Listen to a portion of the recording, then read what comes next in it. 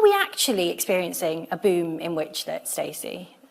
So I would say yes and no, because like with my book, and it's set in like the 17th century, but then even then you had Thomas Potts, who wrote his account of the Pendle witch trials, and then you also had witch pamphlets that were very popular. So I feel like no matter what the century, people have grown up with these supernatural tales. So I feel like there's always kind of been a boom, but like I feel like when there's kind of like it's quite concentrated, then people are like, oh my god, this is like a new trend, and actually it's always been there. Because even when I think back to my childhood, like there are so many witch stories that I grew up in. So I feel like with a lot of people, it's kind of part of their kind of cultural legacy in a way.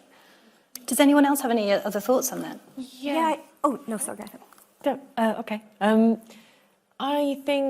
mean, witches are really, really potent figures because it's quite difficult to find female figures in history who feel both subversive and powerful. Yeah. And the witch is kind of the obvious feminine archetype that contains all of that. I would say in terms of contemporary publishing, unfortunately, I think kind of the current sort of I think publishing is very, very trend-driven and very risk-averse, and it tends to be that when something starts doing very well, we see lots and lots and lots more of it. So kind of I think with the current wave, I think it's more to do with that than any sort of resurgence of intellectual interest in witches, unfortunately. So for example, you know, all of our books came out at around the same time, but none of our books were influenced by each other's, because that would be impossible, because there's a very long process to write a book. I mean, mine took 6 years, and I'm sure the others took many years as well. So none of us knew, obviously, that each other was writing about witches. So by the time the books came out, there was this boom of WitchLit.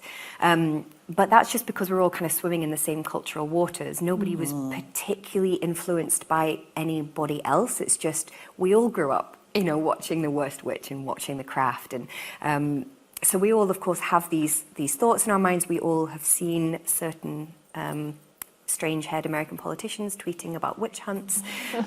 So we all want to think, no, that's not right. I'm going to do it my way. I'm going to bring in this different way of looking at it. So I think we all do that. But I think, personally, the reason that witches and vampires come in and out of fashion but will never really go away is that they're both linked to sex and danger, which we love, and we always have loved and we always will love, because there's always been this linking of witchcraft and unbridled or uncontrolled sexuality. So a lot of people accused of witchcraft were young unmarried women or older widowed women who were beyond childbearing age. So what use were they? What good were they if they couldn't be married and have a baby? And also queer people. And of course that's difficult to study too much because the language that we have now is not the language that would have existed then. So I certainly struggled to find too much to do with it. You have to kind of dig through the layers of how things were phrased. But anyone whose sexuality did not conform to this very heteronormative patriarchal structure was viewed with suspicion because they weren't fitting into the correct box. So there was this danger, there was this link to sex, and similarly with vampires. So I think that's why we're going to keep coming back to it. Because even the kind of more depictions of witches that perhaps weren't meant to be viewed sexually, they're often naked.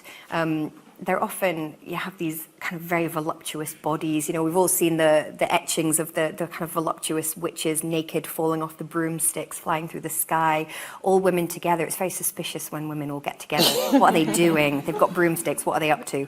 And I won't get into all the phallic implications of broomsticks, of course.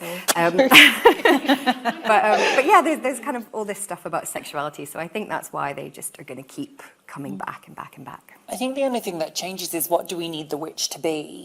You know, the witch is, and I think the vampire as well, and in some regards the ghost as well. Like what do we as a society need them to be? Do we need them to be an allegory for queerness? Do we need them to represent some sort of misfit or outsider or loner? Or, and I think there is something about the timing of our novels around Me Too. And I think, you know, the publishing industry, I love it, and it has put a roof over my head.